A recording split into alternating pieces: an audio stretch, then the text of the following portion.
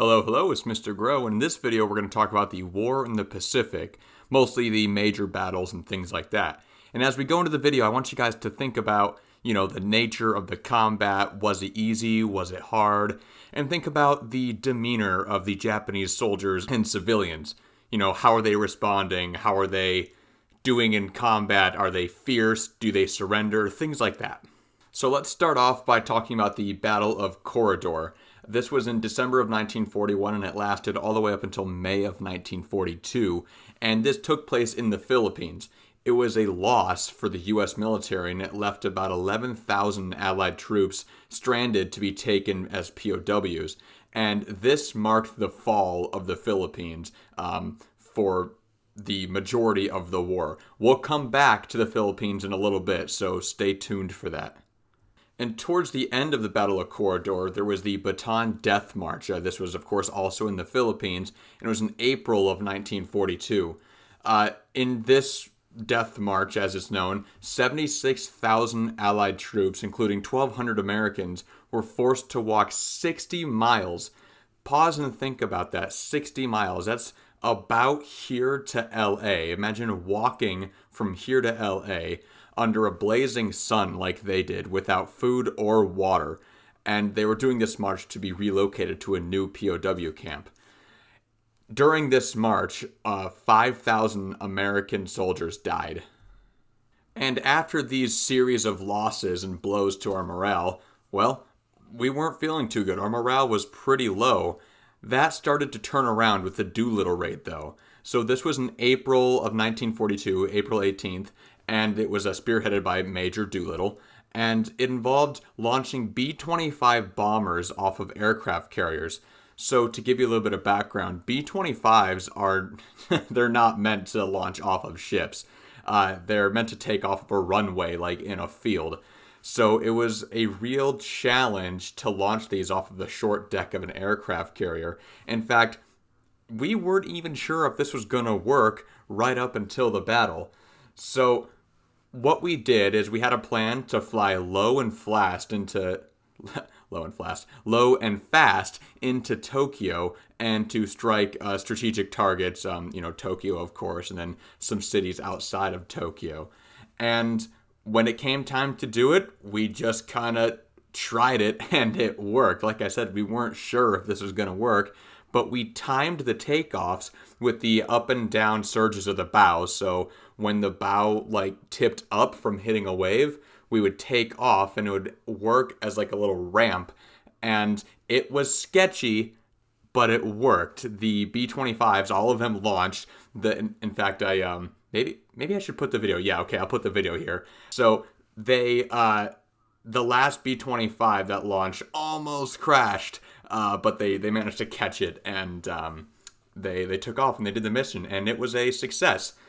It wasn't that big of a deal strategically, but it sent a message to the military and the American public that we got this. We can launch some attacks, and not all hope is lost.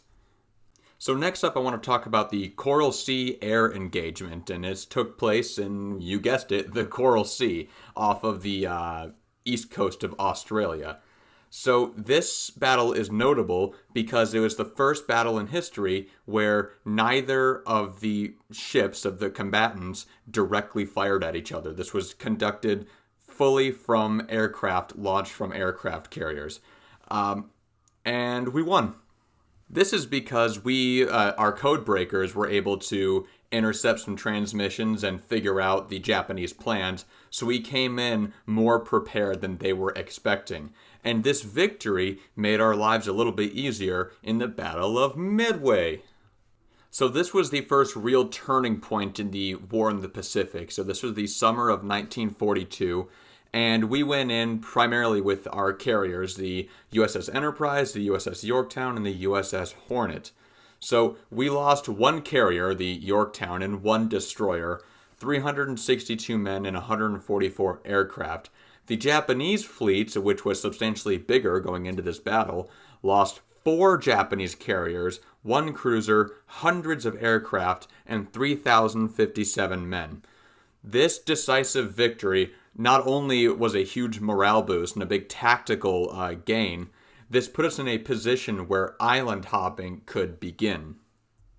But before we talk about that, I want to pause and talk about the Oregon air raids because I didn't know about these, and I think this is a pretty fun fact. So, Oregon is the only place in the contiguous United States that enemy ordnance was dropped. So, how did the Japanese do this? Well, they did it a couple times. The first time, a Japanese pilot was catapulted in his plane from a submarine near the coast of Oregon, and this just has like massive Wile E. Coyote energy, and I kind of admire the creativity behind this. And I can say that about this one because no one got hurt from this attack. The goal was to start a forest fire near Mount Emily in Oregon, but, Oregon is wet and it's not great for forest fires. So it didn't work very well. Nothing happened. It was just like a big firecracker in the middle of the Oregon forest. Later on, Japan sent balloons which drifted via the jet stream over to Oregon, and these were also unsuccessful in their goal to start forest fires, but 6 people died when they stumbled upon an undetonated piece of ordnance, and 5 of them were children, and one of the children went up and touched the ordnance and it exploded, and all 6 of these people died. So this is a very tragic incident. But yeah, it's the only place in the contiguous U.S. where this happened. So back to the war in the Pacific, in the West Pacific, we have Guadalcanal. So this is the first major Allied offensive, and it was in August of 1942, and it lasted until February of 1943. So we needed this island to maintain open waterways to Australia, and it had a couple of strategic air bases that we could use too. So the fighting here was really fierce, and it was a grim preview of what was to come. Japan lost 2/3 of its deployed forces, about 20,000 people total, and the U.S. lost a little under 2,000 troops. And this was considered to be a wake-up call to Japan that their prospects of winning this war were actually pretty slim. And here you see some photos from Guadalcanal, and you can see in the top left right there, it looks a lot like the D-Day landing. In fact, a lot of these island hopping battles were kind of like miniature D-Days. Some of the islands that we landed on, we actually just kind of walked right onto the coast. There was no resistance, and we'll talk about that in a second. But some of them, the resistance was very heavy. Again, not unlike D-Day. And you can see here, the combat was just incredibly fierce. And not only was it fierce on the land, but there was some naval engagements going on as well. So this is a very tough battle. And the fighting only got more brutal from there. In fact, the Battle of Saipan is a very grim example of this. So this was in June of 1944, and we needed, of course, another air base for B-29s. It was within range of the Japanese mainland. And the fighting here is an example of landing that was every bit as brutal as D-Day. Marines who landed faced vicious machine gun fire, and once they were on the island, it was not any easier. An example of this is the Death Valley and Purple Heart Ridge. So Marines were ordered to cross a very exposed valley, this is the Death Valley, while taking deadly fire from a nearby protected ridge. And the Marines dubbed this Purple Heart Ridge because of how many U.S. casualties came from the fire on top of this ridge. And even once it became clear that the U.S. forces were going to take this island, it did not deter the Japanese forces. In fact, when it came down to the end, 4,000 of the men launched a banzai charge, and they ran towards U.S. forces with grenades and melee weapons like bayonets, knives, and even their bare hands, as a last-ditch effort for the Emperor. Like I said, the fighting here was fierce hand-to-hand combat, and it was brutal. And this was the largest banzai charge of the entire war. But at the end of the day, the Marines repelled the attack and they held the island. But the horror did not stop there. Once the island was captured, citizens, thanks to propaganda from Japan, feared that the Americans would kill them or torture them, and so rather than surrender to the Americans or be captured by the Americans, they hurled themselves off of cliffs on the northern side of the island. And this was a very sobering example of just how stiff the resistance would be if there was going to be a mainland invasion of Japan. Next up, I want to talk briefly about the Battle of the Philippine Sea. So this was a relatively short engagement, only 1.5 days long, in June of 1944, and it was in the waters west of Saipan. So this was a massive victory for U.S. forces, and it effectively neutralized the Japanese Navy's ability to launch any further naval offensives. And if that battle prevented them from doing any naval offensives, the Battle of Leyte Gulf effectively made it so that the Japanese Navy couldn't really do any major naval activities at all. We pretty much incapacitated them. And this was in October of 1944, and it marked the return of the U.S. to the Philippines. Remember Corridor in 1942? Well, this is the completion of that story, at least that part of the story. We had returned to the Philippines. And though we won this battle, it was still a very fierce naval engagement. The picture on the top right there is a Japanese ship that has taken damage, and on the bottom is a U.S. ship. I don't know the name of it, but that one's clearly taken a lot of damage. And it was another grim reminder that the Japanese were not afraid to die for their country. This was not the first time that we had seen kamikaze pilots, but it was another example of how destructive they could be. Here you can see a picture of a ship that was recently struck and is currently exploding because of a kamikaze pilot attack. Next up is another heavy hitter from the War in the Pacific, Iwo Jima. So this battle began on February 19th of 1945, and again, it was because we needed airfields within range of the Japanese mainland. This was only supposed to last a few days, but it lasted 5 weeks.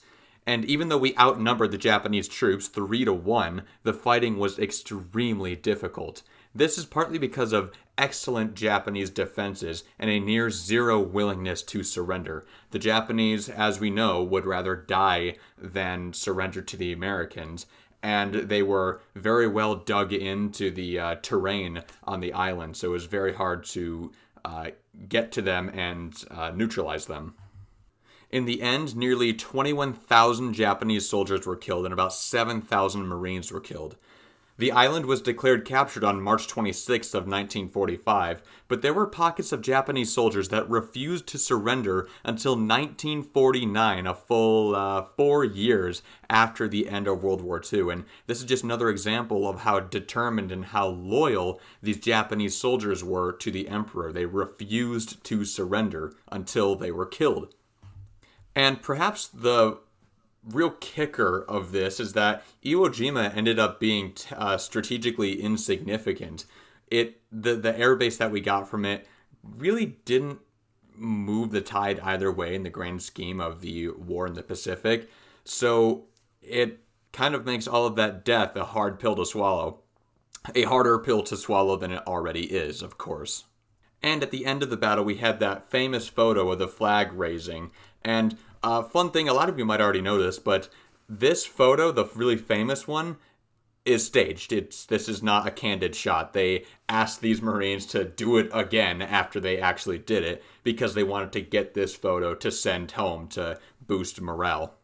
And lastly, I want to talk about the other heavy hitter here, Okinawa. It was the last stop before the Japanese mainland, and this battle took place between April 1st and June 22nd of 1945. Again, we needed air bases for a potential Japanese invasion, and the Marines got on the island with little resistance. This is one of the examples where the Marines just kind of walked onto shore, and it was like an eerie quietness that was going on. But the Japanese soldiers were out there. In fact, 130,000 of them were out there waiting for the right moment to attack. And within the Japanese ranks, there's actually some conscripted civilian soldiers too. And that's important to note because, again, if we were to do a Japanese mainland invasion, you got to understand that not only would we be fighting the military, but we'd be fighting pretty much any able-bodied person that could hold a weapon. So, though Okinawa was, of course, a fierce land battle, there's also naval action going on, too. In fact, This is another grim example of how destructive the kamikaze pilots could be. The U.S. Fifth Fleet lost 36 ships, 368 damaged ships, 4,900 men were killed or drowned, 4,800 men were wounded, and we lost 763 aircraft during this naval battle. And back over on the land, when it started to become clear that the U.S. was going to take Okinawa, instead of surrendering, many of the soldiers and the civilians that were conscripted chose to either kill themselves or launch a suicidal attack. 7,000 did surrender, though, but remember, there was well over 130,000 that were fighting there. So think about the percentage of people that surrendered, and then think about that percentage applied to the Japanese mainland. Again, the prospects of a land invasion were beginning to look more and more grim. Some more about the combat during Okinawa. Some of you may have seen that movie Hacksaw Ridge, and that movie took place on Okinawa, so it centered around Desmond Doss, who never fired a shot, but still managed to save 75 of his fellow soldiers, or Marines, rather. And because of how heroic Doss was, he received the Medal of Honor when he got home. So at the end, rather frustratingly, Okinawa did not end up being of great strategic value. The land invasion, of course, never happened, and part of the whole point of getting Okinawa was to get air bases that were close enough to support a ground invasion. But we, of course, ended up dropping the bomb. And we hinted a little bit as to why that might be, but we're going to talk all about that next week, so stay tuned for that. It's going to be a super interesting discussion. Mrs. Myers has a really cool activity queued up, and I'm really excited to see how this goes. So that's it for this video. Yeah. Bye. Have a good weekend.